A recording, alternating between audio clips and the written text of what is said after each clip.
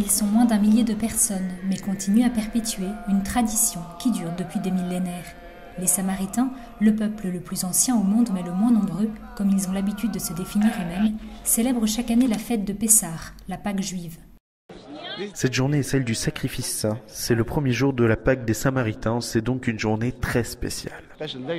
Pâques, en français le passage, correspond à la fête dans la tradition samaritaine comme dans la tradition juive, qui fait mémoire de la sortie d'Égypte du peuple d'Israël pour la terre promise, un passage de l'esclavage à la libération. Nous sommes tous habillés en blanc pour symboliser la pureté et la transparence de nos âmes et de nos esprits dans cette occasion. Demain sera un jour saint. Nous portons cette tunique et nous le rendrons à la synagogue pour prier. L'aspect principal de la journée du sacrifice de Pessah est de réunir toute la famille. Dans ce contexte, comme le dit la Bible, ils transmettent l'histoire et les traditions à leurs enfants. Le nom de la fête tire son origine d'un épisode raconté dans le livre de l'Exode. Moïse avait annoncé aux Israélites que pour échapper à la punition divine, ces derniers devaient marquer avec le sang de l'agneau les poteaux des portes de leur maison. En voyant ce signe, Dieu aurait en effet continué son chemin et les aurait épargnés.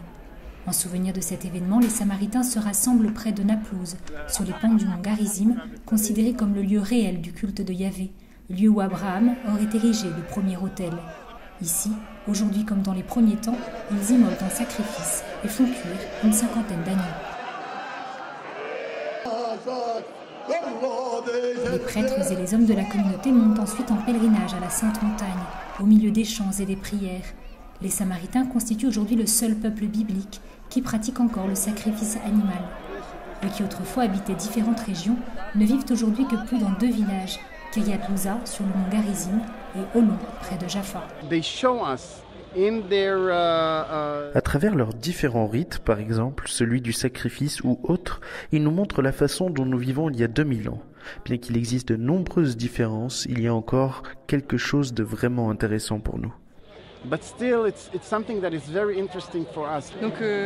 même les Juifs ne font plus ça, et c'est pour ça que c'est un intérêt pas seulement touristique, mais vraiment un intérêt religieux, pouvoir découvrir exactement la mise en pratique de ce qui se faisait déjà bien avant le Christ, et puis que le Christ a connu lui-même.